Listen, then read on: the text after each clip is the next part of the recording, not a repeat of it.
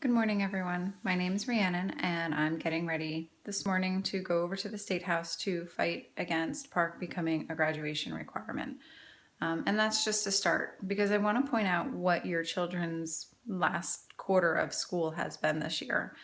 Not only did PARCC completely take away most of our instructional time in April and end our instruction 75% through the year, but then once they finished PARCC and we finished makeups, they then started NWEA, which I spoke about in my previous video, which I find a very beneficial tool in the classroom that unfortunately they do take right after PARCC, and we try to amp it up that it's such a good tool, but I always fear that they're a little burnt out from 7 days of testing and 9 hours of PARCC.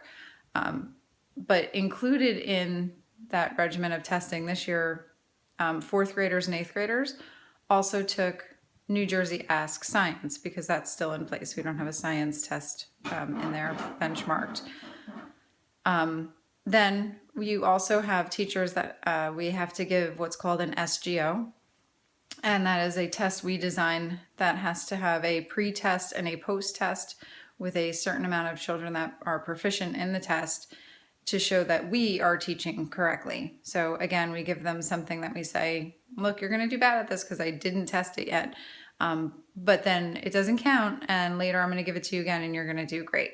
So they get those tests. And if your child is in 7th grade or above, now they have finals.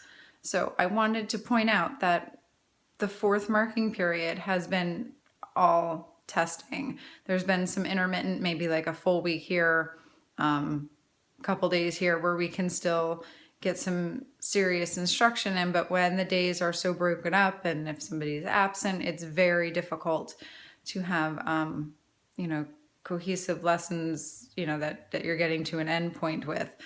And I don't know for what. Finals I agree with, because it should be covering everything that they've learned for the year, but we've just cut out the entire 4th marking period. And I don't see where these tests are going, because we don't use them for placement anymore. A lot of schools are getting rid of tracking. So we don't track the students and put them into levels, because there's mixed beliefs with that. So we get this data. We don't have a summer school program. Our BSI program is understaffed. We just cut 18 teachers.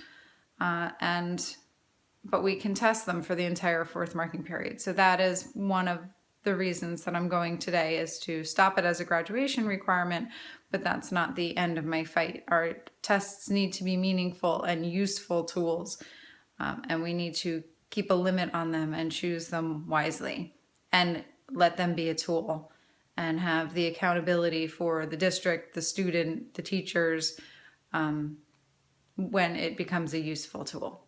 So thank you. Wish me luck.